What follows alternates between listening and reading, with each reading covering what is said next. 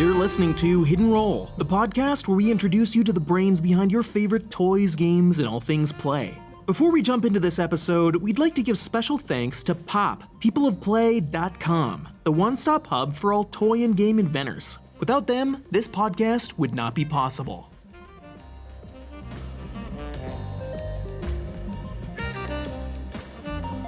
You're listening to Hidden Roll, the podcast that introduces you to the brains behind your favorite toys, games, and all things play. I'm artist, engineer, and game inventor David Yakos. And I'm game designer Branson Faustini, and together we get to talk to the people who make the world of fun. And thinking of fun, our special guest today, I'm very excited to have a conversation with.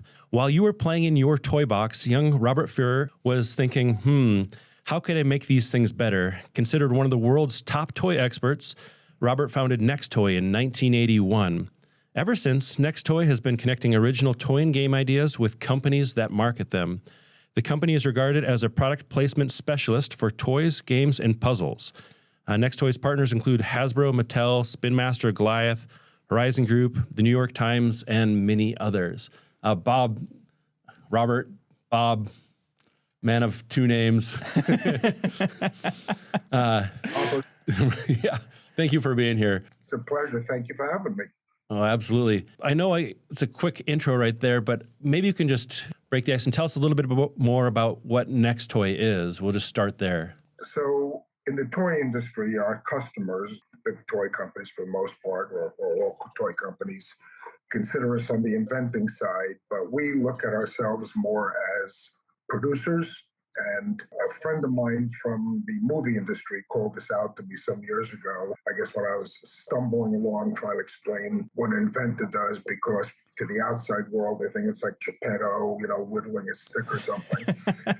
But we produce, which means instead of like in the movie industry, you might put together a script and actors in the studio and financing and writers. In toys, we're working with industrial designers, factories, the creators, and so on, and we package the product, and then we present it to the different toy companies.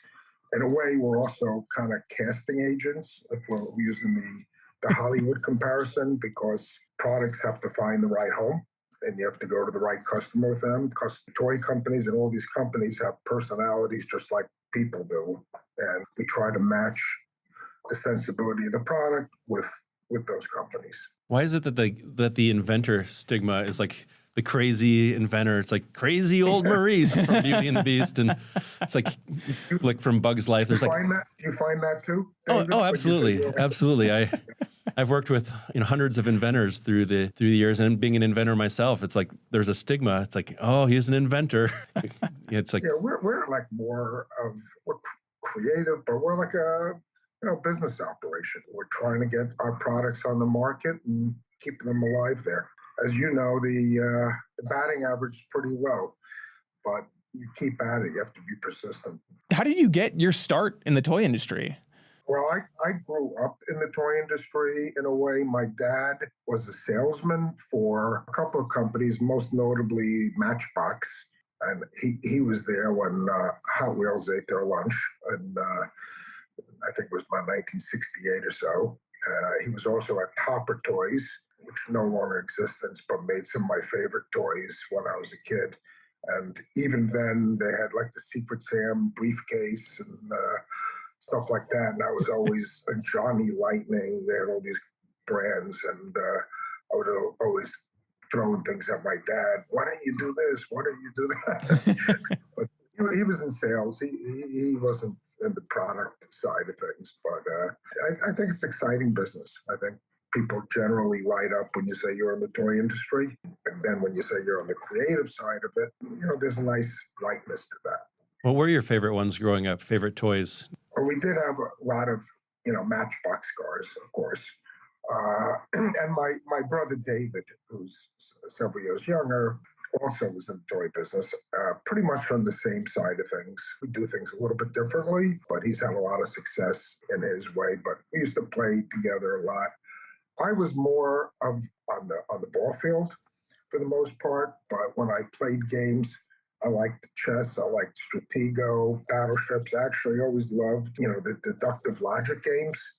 Always seemed to appeal to me the most. I remember playing with the Army men, but anything with a ball, that was where I was most comfortable. Yeah, there was no iPads then, so go outside. Yeah. So you think growing up being in a creative environment around Matchbox and some of that play, did that speak quite a bit to carving who you are today?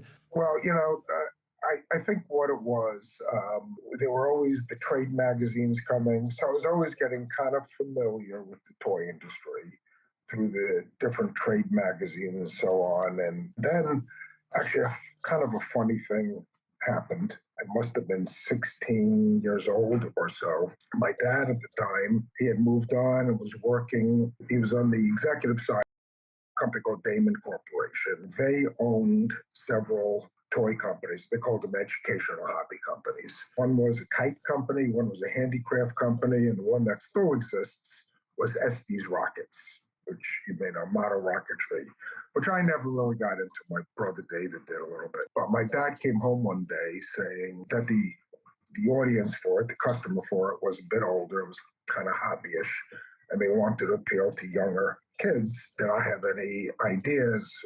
I don't know if he threw that out to all of us, but I remember specifically saying, what are your ideas? And just like making a dumb off-the-cuff comment, I just said, why don't you design a rocket like a foot and call it the mistletoe? And wouldn't you know it, they did. so there was a line of products called the Goonie Birds. I don't think it was successful. They had a bunch of silly things where older guys think they know what kids want, and I'm guilty of that now. And one of them was a rocket that was shaped like a toe, had a nail on it, everything. I got paid with the original art. I don't even know where it is anymore. That's my first product. The mistletoe. Funny enough, I really think they sold like dozens of these things. It wasn't like thousands. And but I always put it on eBay, Estes Rockets, Goonie Birds, and the mistletoe. And wouldn't you know it, about a year ago, it pops up in my alerts. Like, I can't believe it. I buy it, I think for like $45, and it was a replica.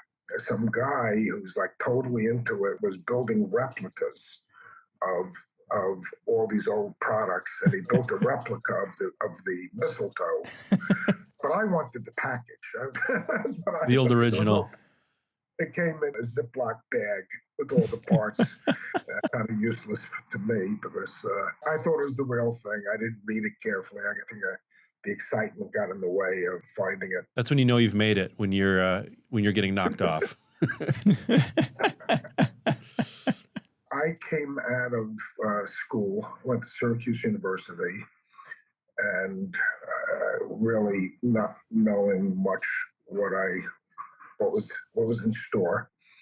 And I got a job as the product manager for this strategy game Othello for a small company that was the agent at the time.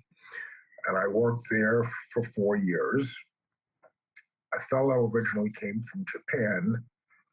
And because of that, I started meeting, some Japanese customers and some of the big U.S. toy companies. I was actually very fortunate. I met a lot of the, long gone but renowned toy industry people like Merrill Hassenfeld and Jerry Fryer, guys who really formed the toy industry as it is today.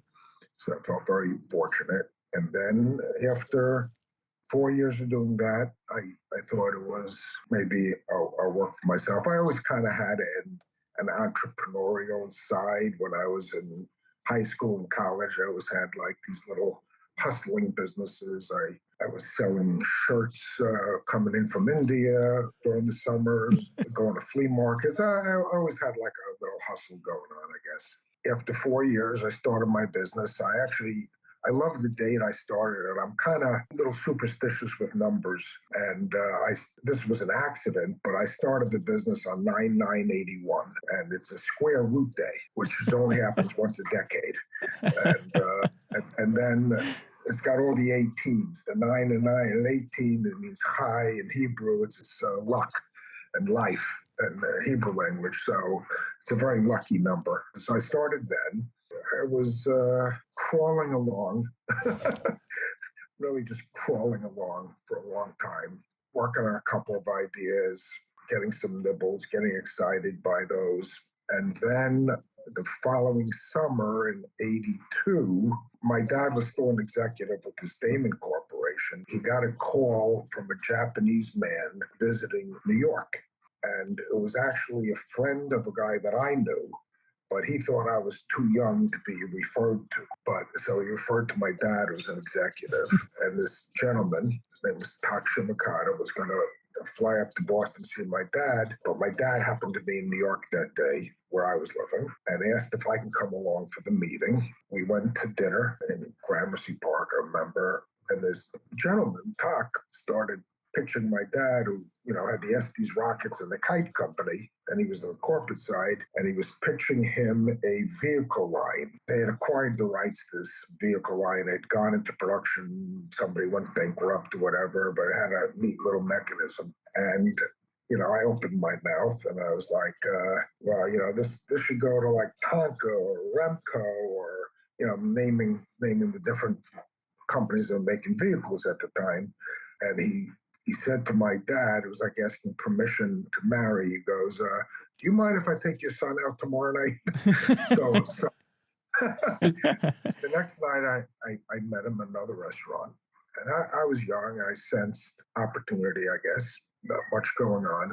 And he goes, you mentioned all these companies yesterday, and these were production. They had production pieces, so there was like available. It wasn't like a prototype or it was a one-off. And he said, can you get this in the hands of those companies you mentioned? And I said, yeah, I can. And then he said to me, and he came from a rather large Japanese company. It was called Asahi Tsusho was the name at the time. They were a big trading company in Japan, and he said he was in charge of their international business, kind of a new division that they had. And his boss and the people working will never understand that he's giving something to some, young American guy to handle. So this has got to be between he and I. And if any success comes from it, he'll find a way to reward me. It was very, very loosey-goosey. I just felt something right about it. And he left going to Europe or something, and I had a half a dozen or a dozen sample of this vehicle. And I immediately just sent them out. I knew some of the companies and some of the people, and some I didn't. And I kind of just looked up the vehicle companies and sent out a bunch of them. And wouldn't you know it, there was a vehicle company at the time, no longer in existence, called Ertl. Dave, do you remember Ertl? I don't. ERTL. It was owned by Fred Ertl. They made a lot of like die-cast farming equipment, like farming toys. All the tractors. I think out of Iowa. They had a guy there, Jack Stoneman, and I get a phone call. He said, you sent this vehicle to us.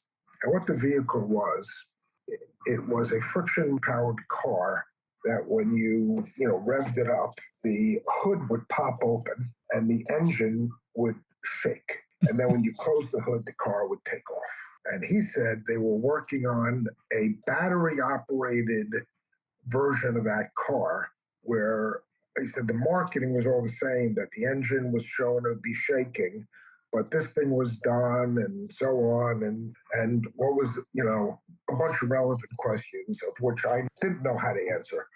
I was like in a panic and immediately tried to contact. Of course, this predates faxes even. We use telex machines. I don't know if anybody knows what those are. And I somehow tracked down Mr. Shimakata, and they went ahead and the deal went through. It went through, and it was going through. And now it's the fall of 1982. And I'm like telling my dad and people in my circle that, this company's doing. They said, so what are you getting out of it? And I went, they promised me something. And everybody told me I was an idiot. Everybody told me I was an idiot. And they got to me, honestly. And I was like, oh my God, am I an idiot? Which is funny because right in front of me, I ultimately became an idiot. This is the Idiot Award,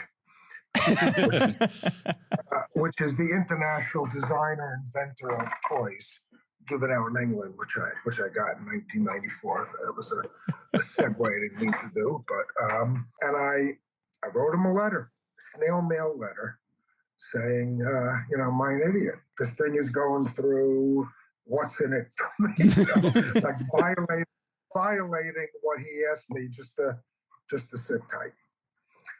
And I got a letter back scolding me, which oddly felt good. He scolded me. He said, I told you, don't ask if something will happen. There's still a lot of things that have to come into place, and and whatever. And it felt good. It was a response. And then a month or two later, the reward began, actually, which was a trip to Asia. It started as a trip to Japan, and then I was looking at the airfare, and I saw it was actually cheaper if you added on Hong Kong, weirdly, in those days. So I said, is it okay if I add on Hong Kong? And then they thought that was a great idea, and I should add on Singapore as well because they had an office in there, and I come over and I can meet all these people. I was 27 years old, and I got over there. They gave me a wad of cash, an envelope of cash, and said, all your expenses come out of this. Your hotel, your food, anything you do. If you go over it, it's out of your pocket. If you're under it, you keep it. I think it was maybe like $2,000, something like that. And the hotels were only like $40 a night or something. And of course, they were always taking me out. And that was my first trip to Japan. And then this product became the Shakers. It sold for a couple of years. Then they arbitrarily gave me some chunk of money for it, a commission, and invited me back to Japan. And it started a 27-year relationship with this company. I worked with them for 27 years through they were ultimately acquired by Casio, the company that makes the watches, but they called it Casio Creative Products, CCP. And ultimately Bandai, the largest Japanese company and one of the largest toy companies in the world, bought them, and the people I was working with were gradually going away for one reason or another. And that ultimately came to an end about 15 years ago. But it was a great run with them. Fantastic run with them. That's epic. You risked idiot status there and got bit. Yeah, well, it just goes to show, and I remember when I see a lot of young people, he wanted to work with me. He actually told me at that dinner that I was young and pliable, like malleable. He could teach me. It was what he did. We worked together for years, and then tragically, actually, he came to the United States. We opened up an office in New York in the Toy Center. His company asked me if that was all right.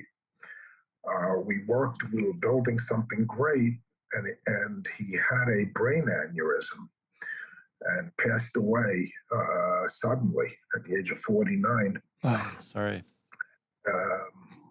But I continued working with the Japanese company, and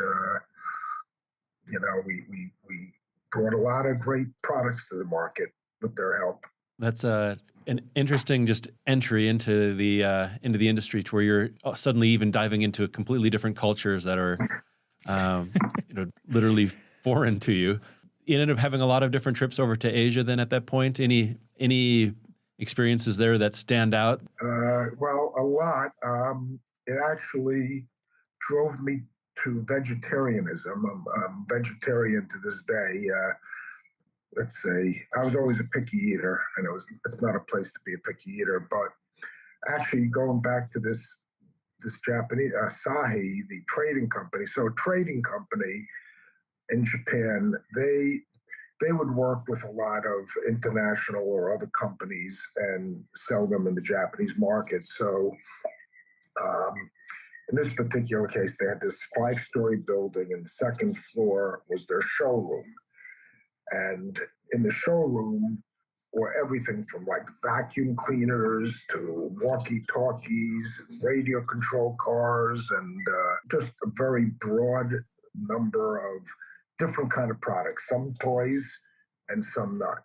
On my second or third visit to them, they asked me, I was early to the meeting. They put me on the second floor showroom. I was in there for some time and all alone, and all these products are out. Big room. And I'm going around, I'm looking at these things, I'm looking through a periscope and looking at the walkie-talkies. And this was 1983 at this point. And I came across an amazing product in my mind. It was a tiny camera.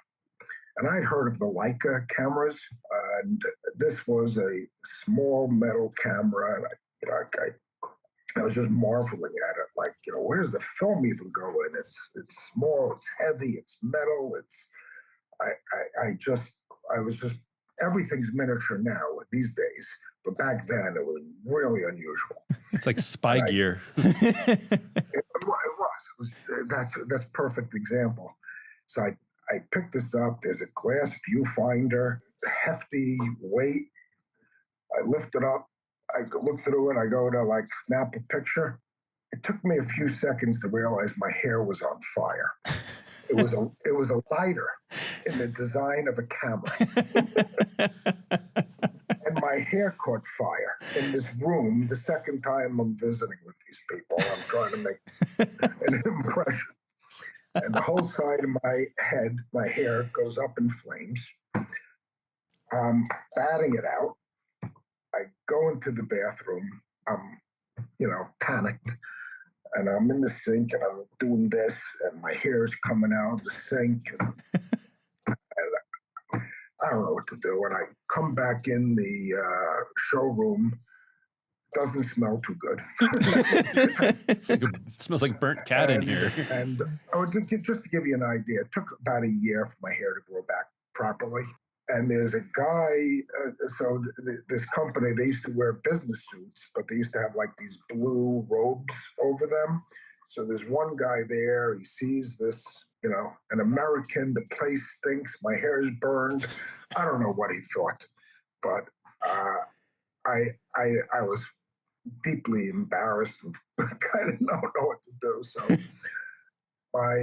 my colleague, the same Mr. Shimokata I was telling you about, comes downstairs and he goes, "What happened?" It was obviously something happened. And I'm like, well, we have a saying in America. It's called "Curiosity Killed the Cat."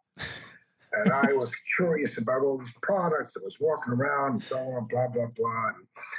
And I explained what happened. Now, I said, in the United States, it'd be like, "Hey, David, look at this idiot." But this being in Japan, where or Asia, where you don't want anybody to lose face or get embarrassed, his response to me was, "Oh, Bob-san, curiosity is one of the most important traits for a great businessman." I love it. That is probably one of my funniest encounters. And I said, I went out to work with them for 27 years. I thought I put it up in smoke right then. Well, I can't imagine having like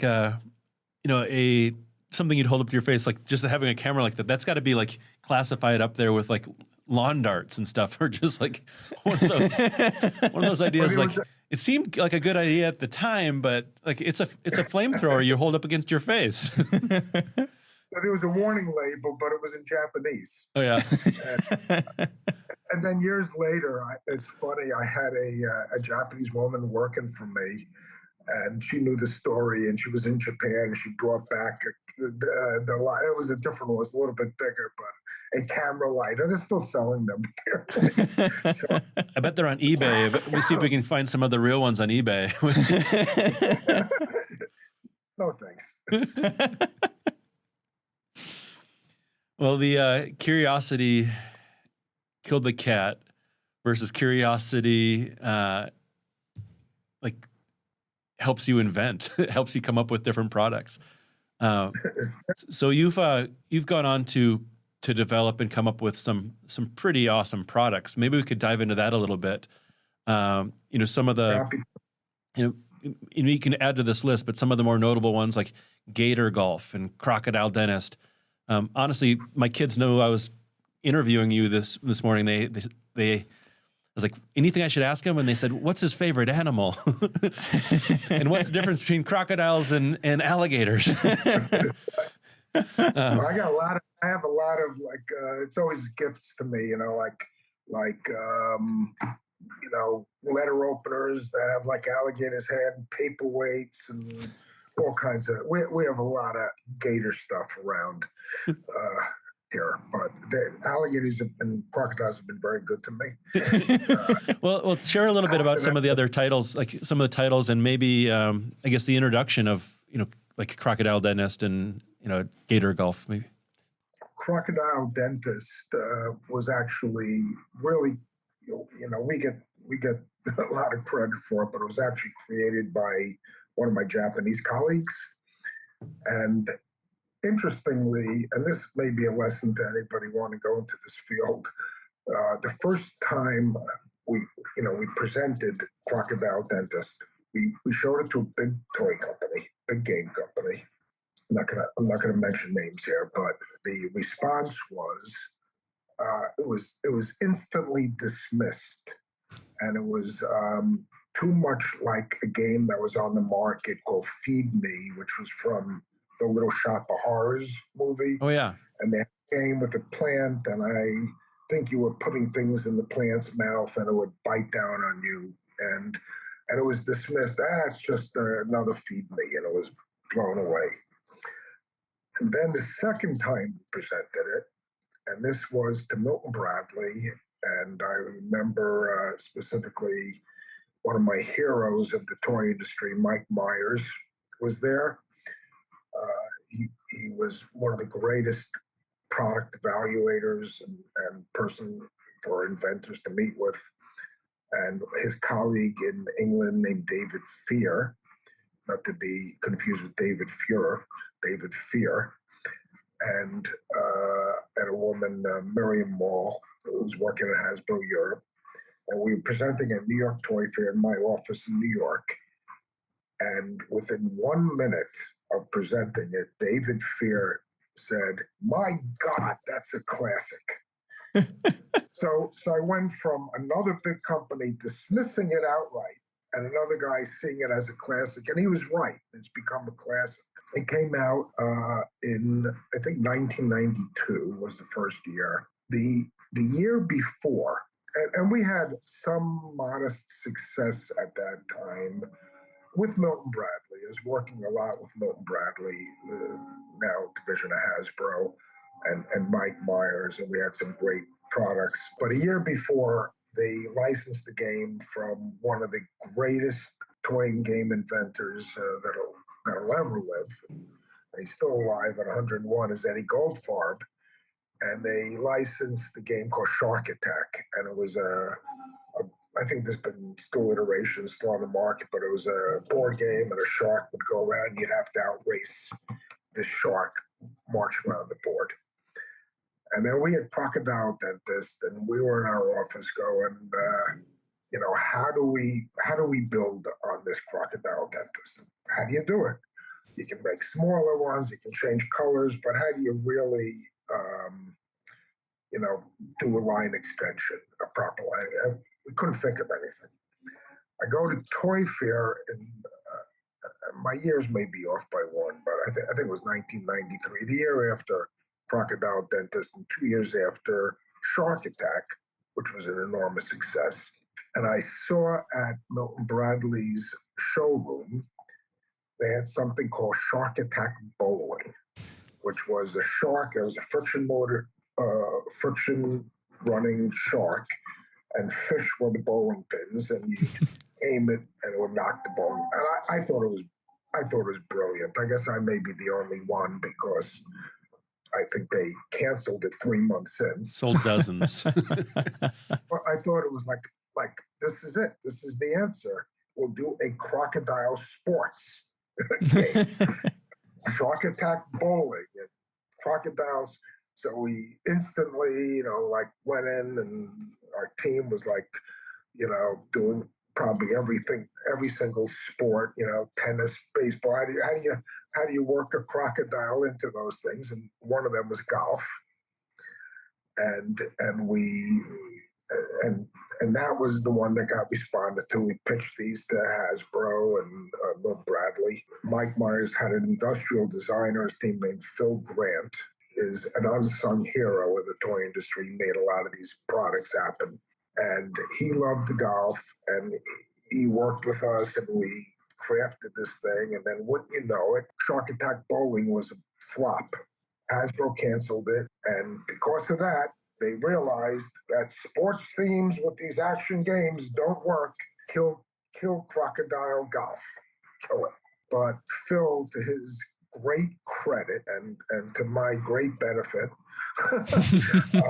even though internally it was dropped, he kept working on it, and he pitched it at a product review meeting. Alan Hassenfeld was actually at the meeting. He was chairman of Hasbro at the time, and a good product guy. And he looked at it and couldn't believe they were going to drop it because he thought it was so great. And I've heard different accounts of the story, including him crying about it, but how great it was. And Alan speak for himself. I don't know, really. I wasn't there. I wasn't in the room. But it lived. They changed it to Gator Golf, and 2024 will be 30 years on the market. Not consistently. Hasbro rested it a bunch, and now in the capable hands of Goliath, it's still one of the best-selling preschool games. Are there any other standout inventions or toys or things that come to mind? Well, yeah. I have my favorites. They not necessarily mean they were big commercial successes or long time. Some of them just have very narrow lives. That's what happens in our industry.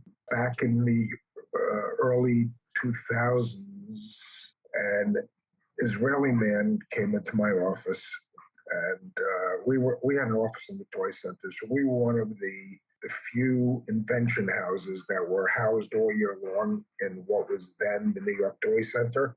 Doesn't exist anymore, but kind of an iconic building, and certainly in the history of the toy industry. And we'd have a lot of people always, as you do probably, David, pitch us. They have ideas. There's, from all walks of life, and for the most part, a lot of them are non-starters for various reasons.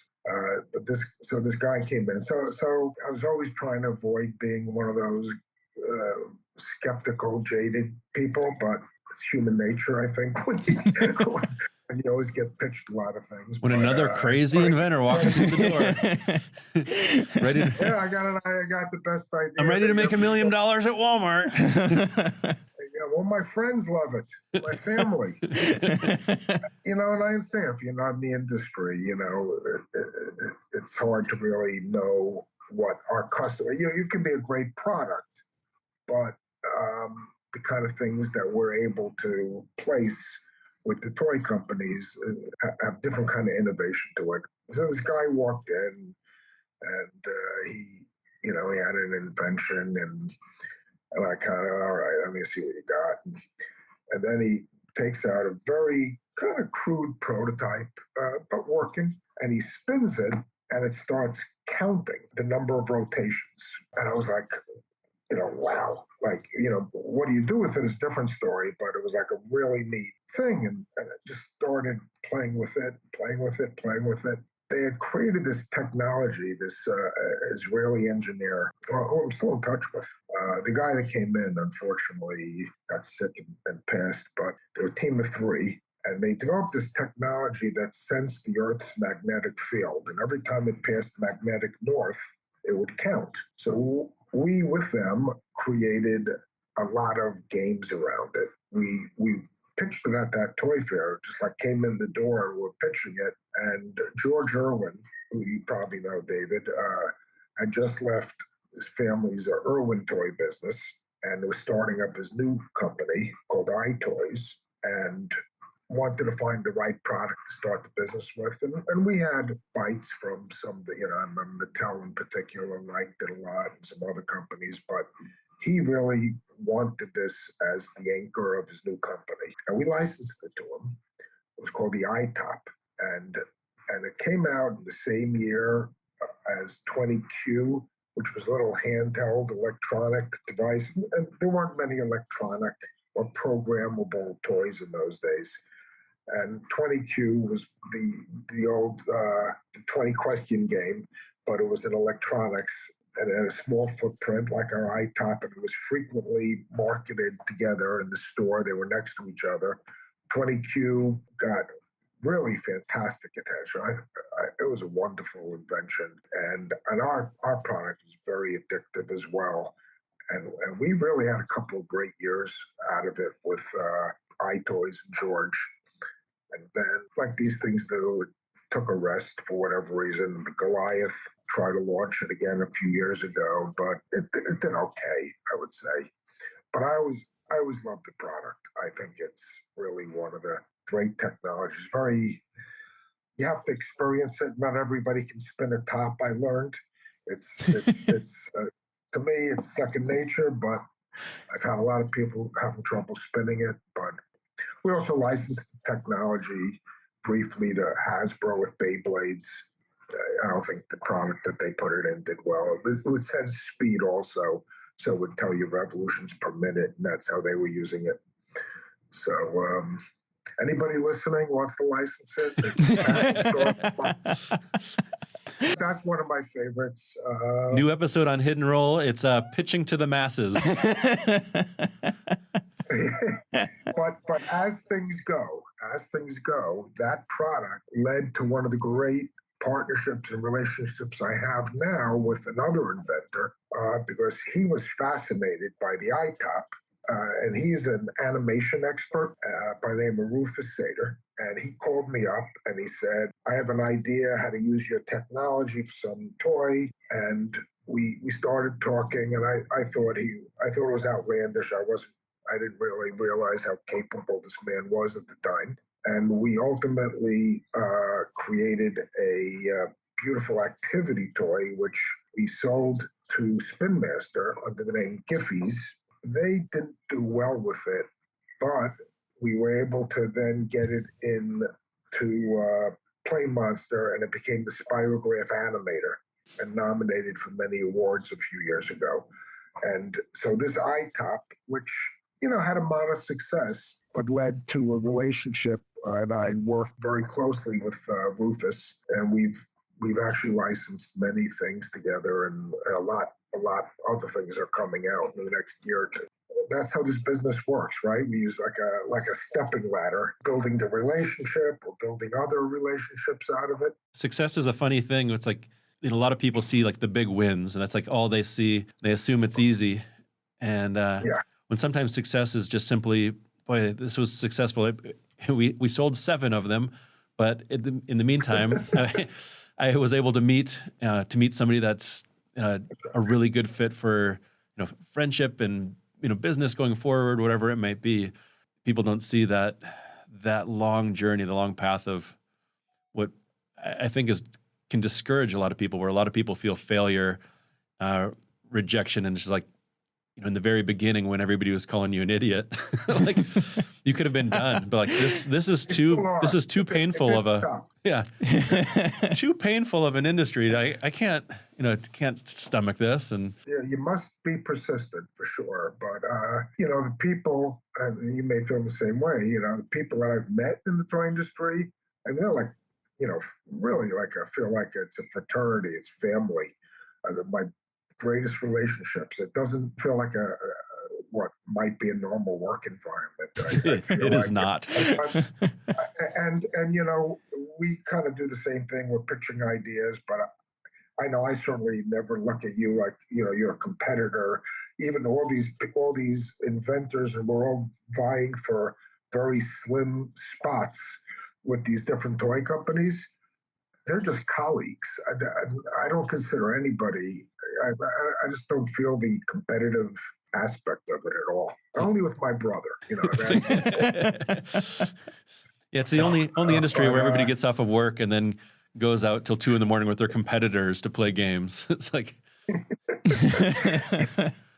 we were at. I just had a very prolific game inventor staying with us, Don Ullman, for anybody who knows. And it was just really a vacation with his wife, and we're out to dinner. And we said, before you leave here, we have to collaborate on something. And we were at dinner and just spitballing ideas. My son was there with all his AI tools, and he's basically the chief creative officer now for Nextoy.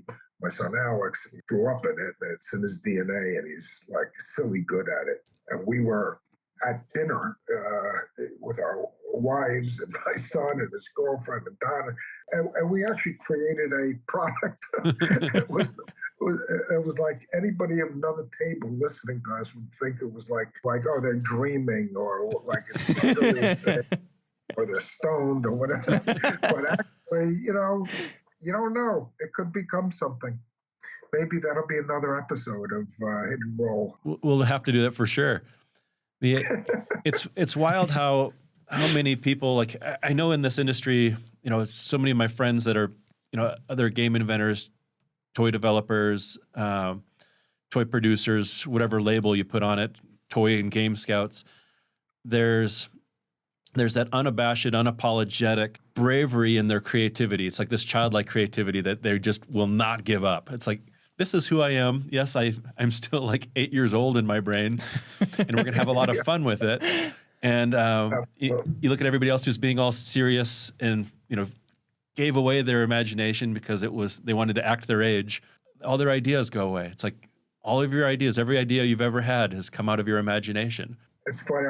I had a guy work for me for many years, and he said, "You know what the toy industry is? It's a bunch of guys sitting around a table going, won't it be cool if," and throwing out some idea. And that's kind of like what we do.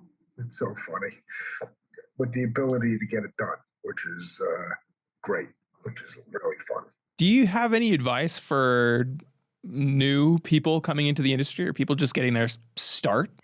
I am a big believer in collaboration. So just about every single one of our projects, we collaborate with somebody with a complementary skill. And I think going it alone, I'm sure there are those that have done that well. I kind of feel like the brainstorming and back and forth, I think, I don't know, I'm a big believer in collaborating on ideas. And you can do more things that way. And maybe somebody's the pitch person, somebody's behind the scenes, maybe you both pitch people. It doesn't really matter. But if there's a good chemistry, I think it's really fun to share that success. I think networking, at the end of the day, it's a business based on relationships, and it's all about execution. You have to be able to have an idea, throw something out, but be able to execute it. It's not like somebody going, I have this idea for an anti-gravity belt. You put it on, you fly around.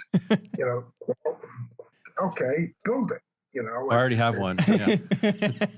Don't work on things that are outside your capabilities. Like if you don't have experience in programming, you may not want to work on something that relies on programming unless you collaborate with somebody that does that.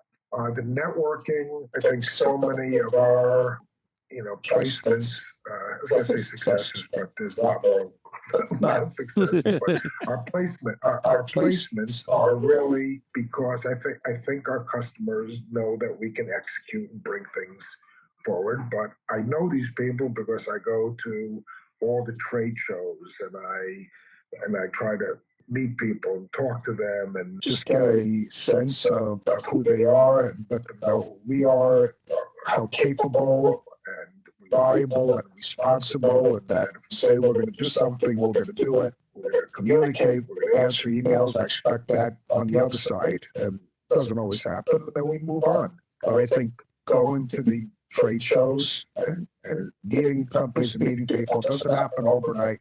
And you could get a success overnight. I'm sure that happens. But you have to be dedicated to this is what you want to do. And it's not easy. And admittedly, I think I had a lot of benefits growing up in the industry. So when I came in, I already knew some people, but I still had to prove myself. I'm sure it's hard starting, but it can work.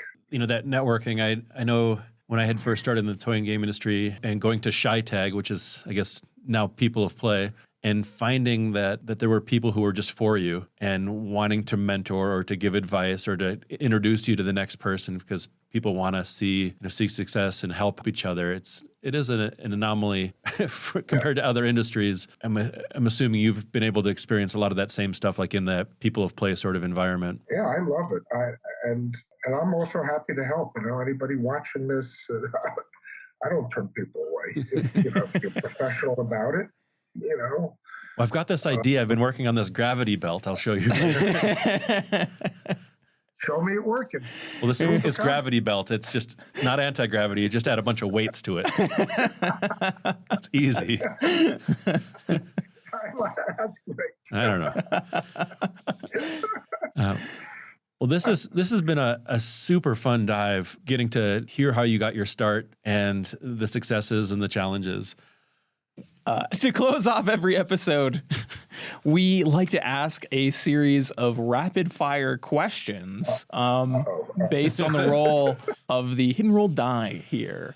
Okay. So I'm going to roll for you. And since a few episodes ago where we did an episode on AI with the Grimes brothers, we put AI to the task of generating some pretty random questions.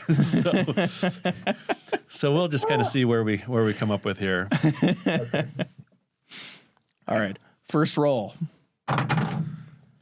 The $sign. Okay, if you had the budget of a superhero movie, there's nothing that can stop you. What lavish game would you try to bring to the real world? I need my team for this. I'm good at judging things, maybe better at that. What lavish new game would I do? I mean, I always loved pinball machines, actually. So I think it would be something in the world of physical play with gaming. I'm being a little evasive here, or a little vague. Well, this is the heart of a really good inventor. Like, I don't want to give up because I might have like a really good idea. I don't want to give it out to the whole world right now. So I hear you. Exactly what it is. I know what it is. All right, we'll go ahead and leave it at that because like if that superhero movie budget comes, I'm looking forward to that, the launch of that game and that hidden roll episode. All right, let's roll here. The star. In a post-apocalyptic bomb shelter, what are 3 games you're going to bring with you? Definitely chess. Probably a Rubik's Cube. Not because I'd want to solve it, but I think it's a good fidgety toy to play with. And then like a chimpanzee, and ultimately I'll solve it one day. I'll figure that out. And then I said I got to go back to my childhood where I loved Stratego. But let's see, maybe like a game like Go, which I don't really know how to play. I kind of know. That's a bold. I'm hoping somebody would be with me. Because it's lasted for so many thousands of years with like this incredibly deep gameplay that you never get bored by it. So You can get I really think good at chess with yourself, like chess and go. Hopefully it's not solitaire. That's All right, let's go. Let's roll again here. Oop, broken heart. What game or type of game do you refuse to play even if a cute little unicorn begged you?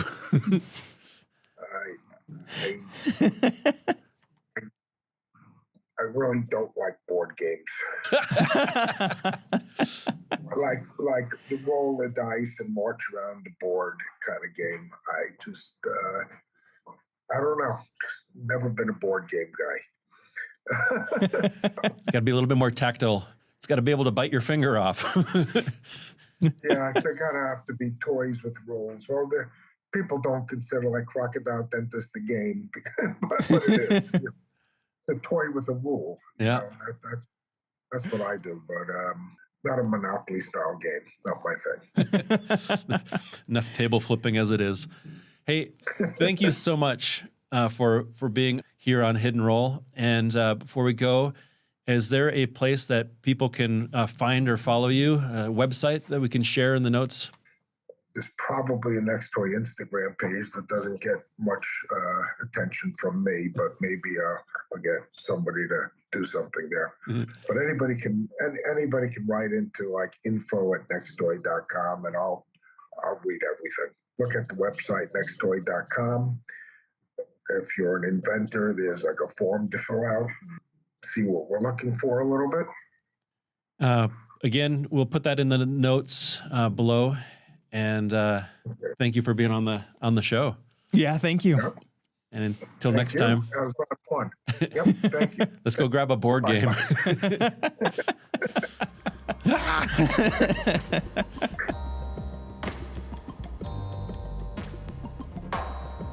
This has been Hidden Roll, the brains behind your favorite toys, games, and all things play. If you like what we're doing, the best way you can support us is to share us with your favorite brains. Please thumbs up, leave a review, and follow Hidden Roll Podcast on Facebook, Instagram, Twitter, or TikTok. You can also sign up for our newsletter at www.hiddenrollpodcast.com for a monthly sneak peek at our upcoming content. That's Hidden Roll, ROLE, podcast.com. Our episodes are available on all major listening platforms, or if you'd like to see our beautiful faces, all of our content is available to watch on YouTube. If you know of someone who would be a great fit to appear in our podcast, or if you'd like to learn the story behind any toy or game, send us an inquiry at hiddenrollpodcast.com/suggestions. Or let us know on our social media. We love to hear your feedback and ideas. Once again, special thanks to Pop, People of Play, the one-stop hub for all toy and game inventors. Visit www.peopleofplay.com to learn more. This podcast is also made possible by the continued support of the brains who never grew up, inventors of play, Streamline Design. Thanks for listening, and we'll see you next time.